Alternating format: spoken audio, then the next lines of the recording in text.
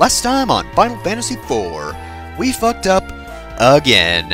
And now Kain is back under the control of Golbez again. And thanks to that, Golbez now has all of the crystals. Again. So, I guess all we can really do is go back to the castle and tell King Giat that we're kind of the worst heroes. And I suppose we should also pay a visit to our good old Deus Ex friend Cid.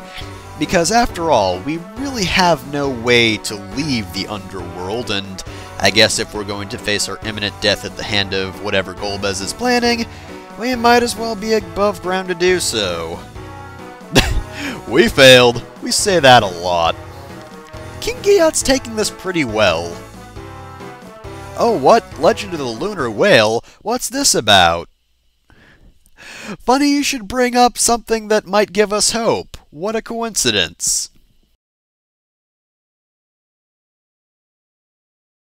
Hey, that's written on my fortune cookie sword.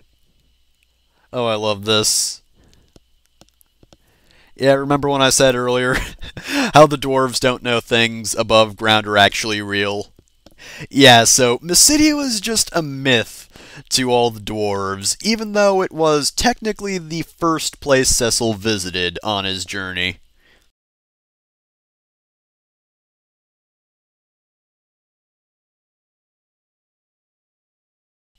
Alright, well, again, we can't exactly do that.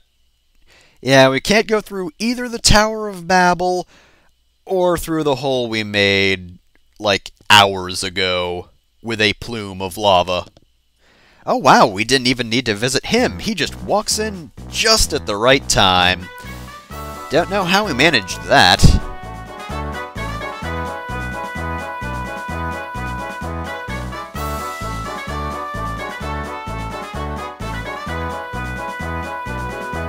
Yeah, a few scratches from being blown up and falling thousands upon thousands of miles from high up in the sky.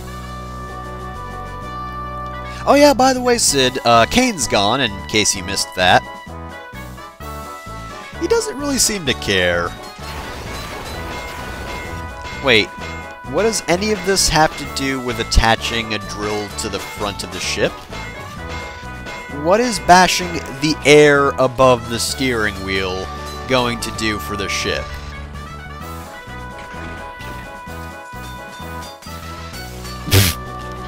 And Edge has to go to the corner for flirting with Rydia in the middle of a cutscene.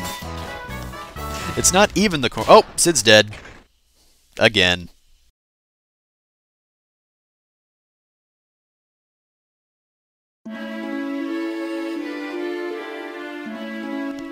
He really tired himself out hammering nothing.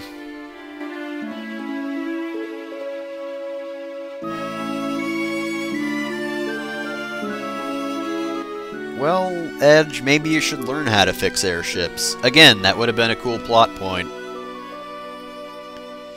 Edge loves airships so much, but he only likes driving them. Doesn't know how to fix them or attach drills to the front of them. Though, to be fair, I guess I don't really understand that either, because I didn't see a single thing in that process that would have attached a drill to the front of the Falcon.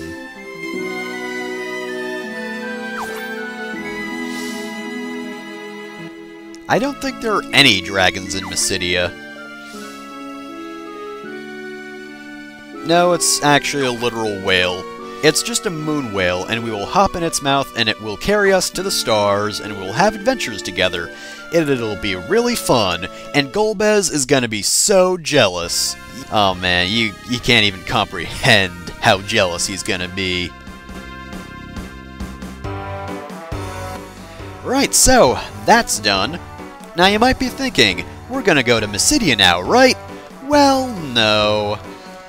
This is going to be the side quest episode, because now we're about to have an actual bridge. Well, not really bridge, but there's gonna be a path between the overworld and underworld now.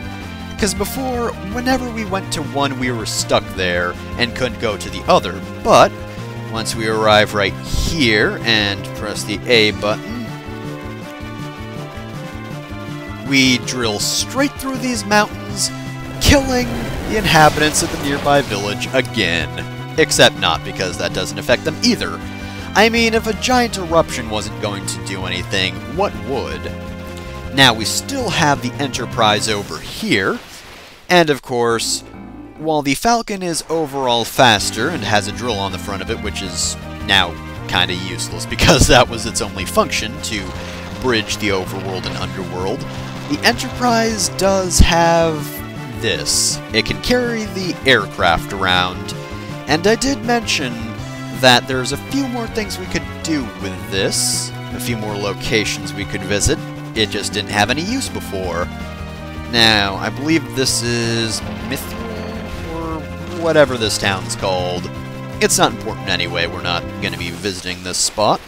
We are instead going to be riding the hovercraft over this shore. I don't think I visited this area at all, because we didn't have a necessary item. There we go. And that item is... well, we're not going to know immediately. This, however, is the Adamant Isle Grotto. I wonder if we're going to find adamant, or adamantium. So, if we talk to this guy with the rat tail... well, I do indeed have a tail. It's Lugaseky, right? Alright, I guess rats are super rare in these parts. Yeah, it is actually a very fair trade. In fact, it's kind of unfair. I mean, he's a collector, so he appreciates the tail.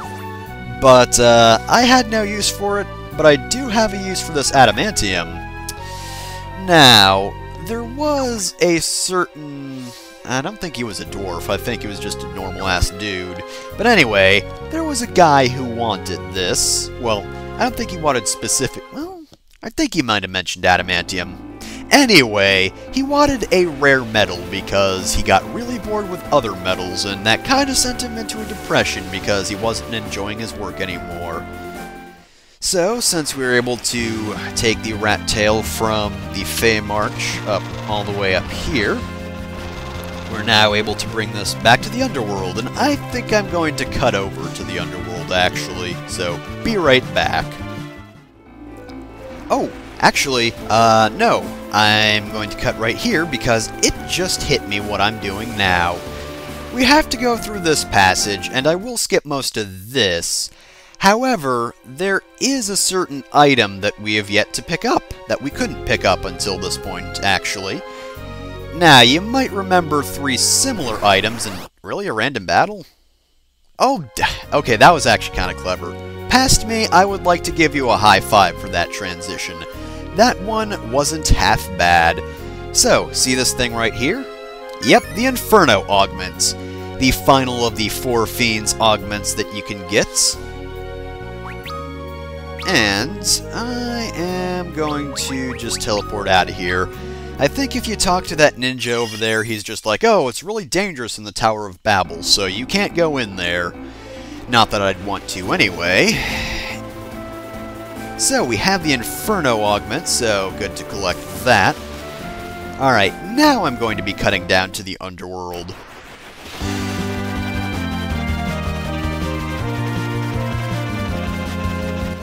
Oh wait, no, of course I'm not going to be cutting over to the Underworld. Darn it, I forgot the order I did this stuff in. So, I want it to be efficient. There is another thing that I want to do before heading back down there, and that is this. Now, we found Yang incapacitated in the Sylph Cave, and we should probably tell his wife about that. I mean, we never exactly mentioned that he was supposedly killed in the blast, which is probably good, all things considered, because if I had told her beforehand, it would have been a lie, and I would have worried her for nothing, because Yang is technically alive, just very, very comatose. Alright, so, how's it going, Yang's wife? I'm pretty sure she does have a name, I just forget what it is. What, lounging around? He's comatose, lady! Oh. She's just relieved he wasn't killed. Never mind? Are you sending me to finish the job? Okay, well, we now have a frying pan. Lovingly lent by Yong's wife. Right, so, bit of advice right here. Don't try this at home. You should not hit somebody with a frying pan of any variety. And if this is cast iron, that's gonna hurt. So yeah, I guess Yong's wife is telling us that we need to go cave his skull in, which, personally, I don't feel is necessary. I mean, he doesn't look like he's in pain. We don't need to put him out of his misery. But I guess she knows him better than anyone else, so maybe his skull is thick enough to withstand a frying pan. Okay, so I'm just going to sit right here and wait. We're gonna see if I go to the underworld now. Am I? It looks like I'm going there. Alright, I'm going in the general direction of the underworld. Alright, so this time we're going down. And then we do a loop-de-loop and dive into the ocean, and there's a map down here as well. Nah, not really. Okay, so I'm probably going to go to the Forge first, right? Because that seems like a good idea. Do that before going to the Feymarch. Or, not the Feymarch, I keep getting that mixed up. The Sylph Cave. Right, so we are going to hand this over. Let's see if this gets Kokol out of his funk. Alright, stairs are over here, not over there. Okay, Kokol, stop being depressed, because I've got metal. Alright, well, have this, and once you run out of adamantite, you can go back into your depression. My old sword? Which one? I have a lot of old swords. The Mythgravian Blade is what he's talking about. Remember the Mythgravian Blade? That was the first sword that Cecil got as a paladin. It is kind of sad to be seeing it going away, but if I know my RPG logic, it would be a waste if we got it back and it weren't far greater. So yeah, we do have to complete one more story event before the sword is, well, completed. So we do have to wait a bit, but we're going to be getting our sword back, and it's gonna be pretty great. So, for the time being then, let's go on over to the Sylph Cave. On the bright side, we don't have to go back to the sealed cave a second time. Thank God that wall wasn't an Archfiend, so he doesn't have an augment. Hey, if you come back here, you get the wall augment. Its ability is wall.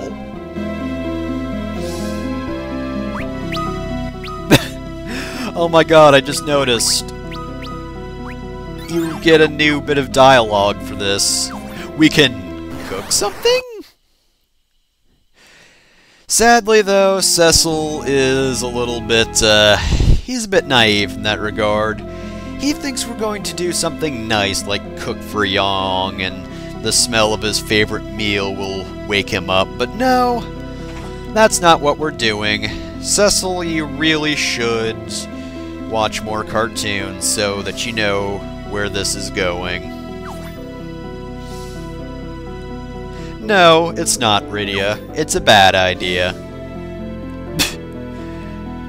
Oh yeah, I forgot. Rosa turned into a pig off screen. Alright, well, anyway. Bye, Yong. Nice knowing ya.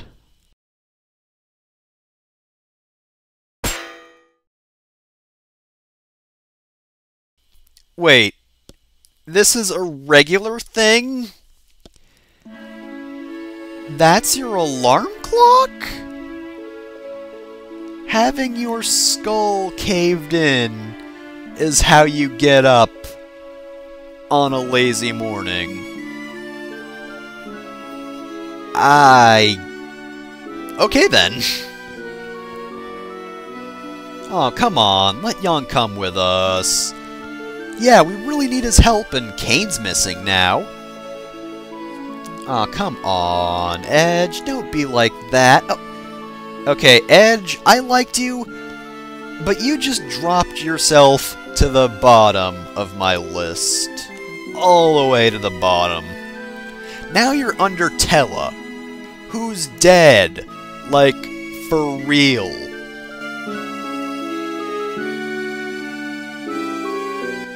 So this is where we get the Sylph summon. Normally it's a starting summon, and I did accidentally spoil that, but then I cut it out, so you didn't hear that it was Sylph before, because I didn't want to spoil that the Sylphs were here. It's not the most damaging summon, but at the same time, you also get a bit of health back for the party, and we get Yong's augments, all of which are pretty damn good. And, you want to know something? Oh, he's just gonna go back to bed then. So, I have to do this right here, right? Yeah, come on, go to the inventory. So, key items. Of course, these are all Yong's abilities. None of them are, like, unique abilities that we didn't see on the characters themselves. A few of them have had that sort of thing, but no. These are all Yong's abilities, and they're all good. And they're also all going to Cecil. So, yeah, now we have Focus, which I've definitely missed.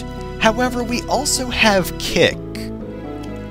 Now, Kick does some pretty good damage. I'm just gonna throw that out there. Brace is probably the least useful out of all of them, though it's not bad for Cecil because, of course, Brace does increase defense, and if you want to pair that up with the Draw Attacks augment, it's not half bad. That being said, though, I'm not really going to use it too often, even if I do put it in my commands. And if you're wondering back there, I was just going to get a free heal.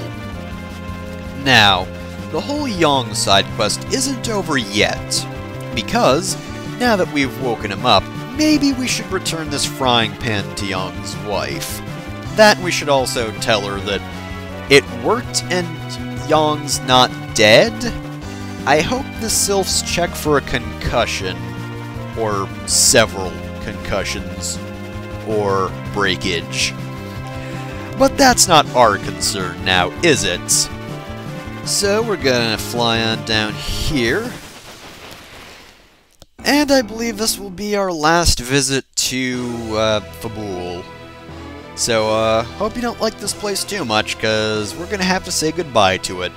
I mean, in fairness, we don't revisit most places. I mean, when's the last time we've even been to Damcyan? Oh yeah, we probably haven't been to Damcyan for a while, so I'm gonna guess that place is pretty dusty, if it hasn't out-and-out fallen apart yet. I mean, in fairness, nothing interesting ever happens there. I think it's just those old people who were there before, hanging out because they had nowhere else to go since it was the middle of a desert. So, Yong's not dead.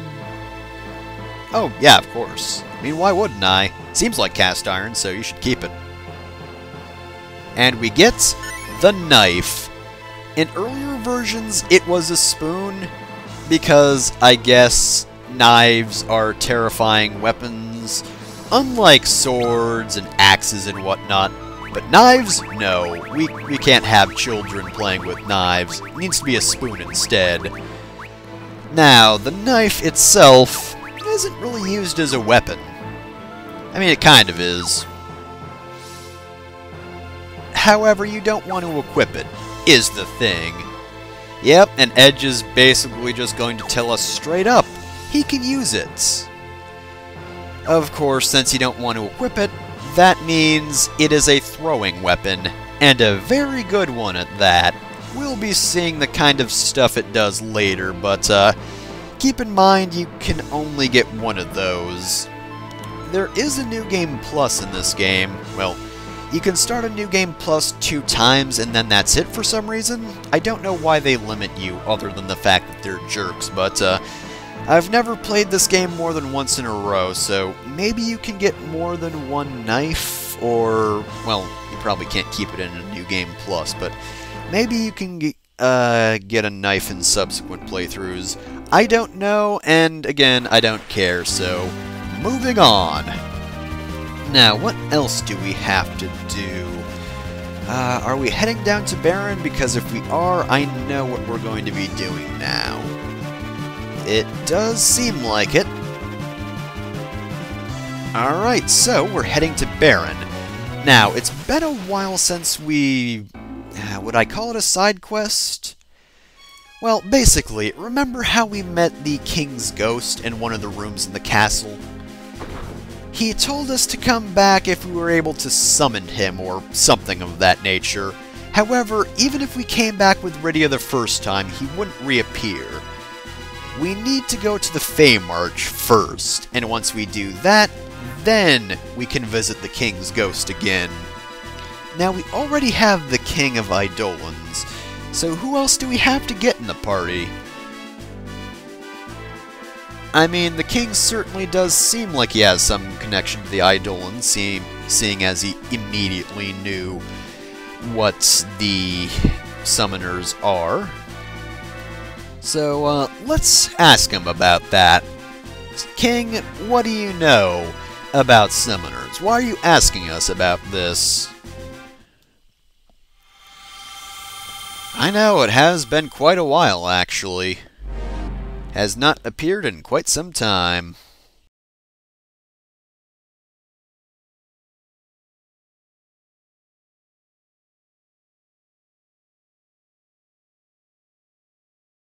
Honestly, it's kind of boring. If anything, it's more tragic that I'm dead. Wait, that just made it worse, didn't it? Sorry. And he is just an Eidolon? Even though before we learned that the White can become Eidolons, but I guess he died and... well, oh, whatever. Anyway, yeah, he is, of course, the next summon, and he is Odin! Yeah, I didn't see that one coming now, did ya? So, he's got 40,001 HP, 65 strength, 133 defense. He dropped Edge immediately, though in fairness, Edge, you kinda had it coming to you. I mean, come on. What was that superior replacement thing all about? 'Cause that is completely wrong. No one replaces Yang. Anyway, as I was saying, I believe I got through his stats. Now, he does, of course, have one very special ability. It is, of course, his recurring ability, Zantetsuken. I just need to look at the word, and then I can kind of pronounce it, I hope. I hope I wasn't mispronouncing it at least. So, anyway, of course, Mirage is going to be very useful because that casts Blink. Blink in general is going to be pretty good, because he did kind of just drop Edge in one hit, but honestly, better Edge than anyone else. Cecil can take a hit, so it does count. Oh yeah, and by the way, I'm just going to kick now. Just forever. Cecil's new replacement for attacking is kicking. Nothing but kicking. He's just gonna keep kicking. Because it really doesn't make a difference in terms of damage if he just kicks forever. Because he still does a ton of damage, even if there's only one enemy. And, by the way, we stole Darkness. That is not a weapon or armor, that is an augment. It doesn't actually do what you think it does. Like, from the name Darkness, I would have thought that it would be like a blinding augment. But, no, it is, of course, that one ability that Cecil had at the beginning of the game. Remember that? It's been a long time since we've had Darkness. Actually, to be fair, Eye Gouge sounds like it would do that as well, but I don't think Eye Gouge lowers accuracy either. But anyway, I'm getting off subject. So yeah, it is... oh, actually, we need to immediately use Thundara just to be safe. To be fair with Fast Talker, Thundaga might be cast right in time. But he gives himself a weakness to electricity when he raises his sword, and also he's not putting his sword down. He does that in earlier versions. at this point, I think we just want to defend, basically, because he is going to use Zantetsu. Or, hold on a sec, let me scroll back here. Zantetsuken. Keep forgetting the name of that. But anyway, yeah, so when he raises his sword, that's what he's going to do. And he makes himself weak to electricity, which is nice, but I do want as many attacks as possible, so I'll go mid-range electric attack. Now, sometimes this attack is a one-hit kill, but it's not here. In fact, I think it's possible to survive in this version. You know, since in earlier versions he would lower his sword. So instead, you do have to take the damage. So it's kind of weaker in that regard, but at the same time I feel this is a little more difficult because you can't stop him from using the move. Other than, you know, slowing him down and then barraging him with attacks. We're doing a pretty good amount of damage, but I don't know if we're going to kill him in time. That being said, we do have plenty of time to get some attacks off, so I wouldn't want to just defend until he attacked. This is honestly much better. Oop, Zantetsuken. Ooh, Blink did not help! Holy shit! Okay! Well then, I survived by 1 HP.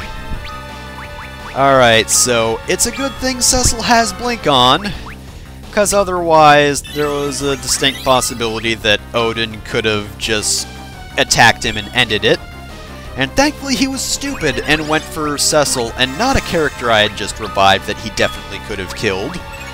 Alright, so yeah, you can defend against Zantetsuken, and that might be a good idea considering it damn near party wiped me.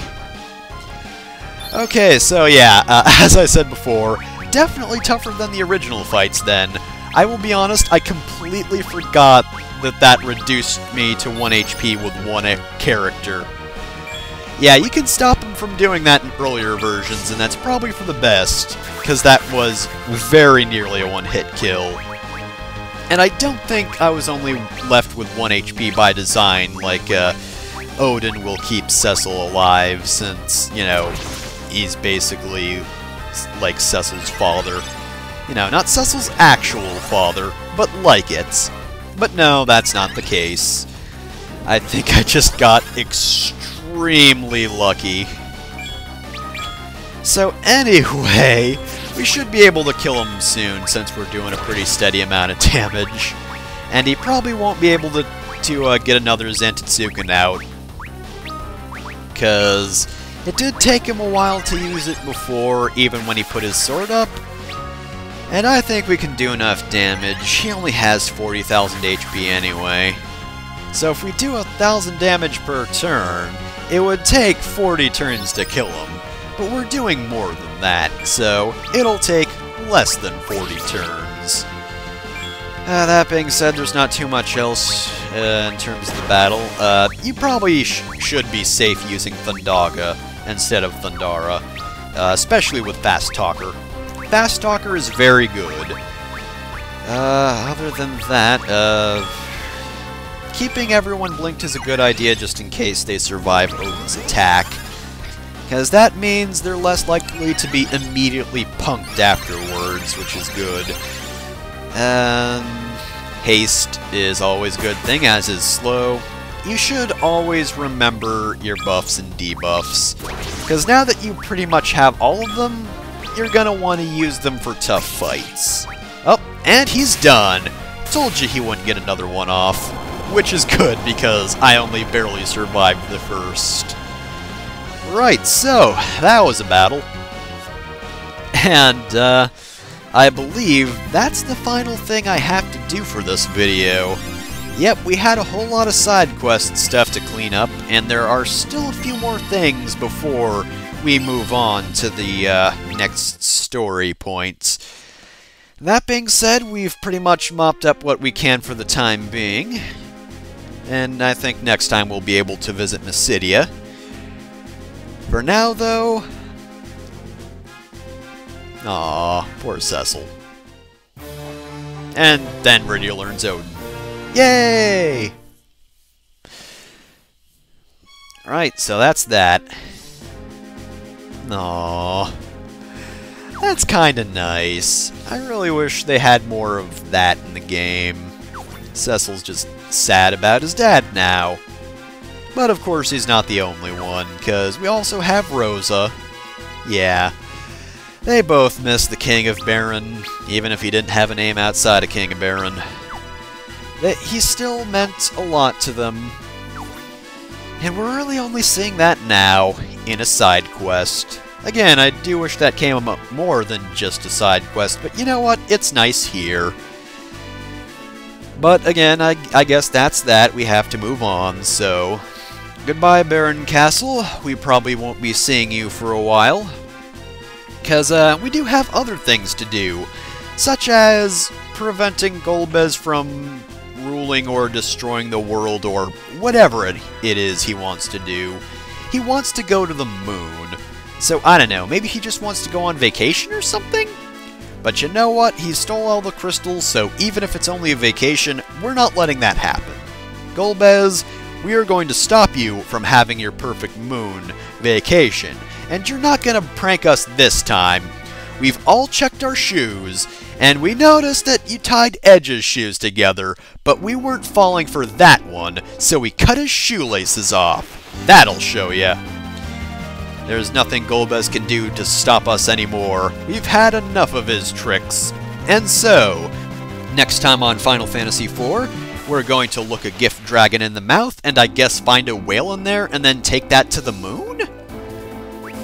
You know, even in context, this still sounds pretty weird.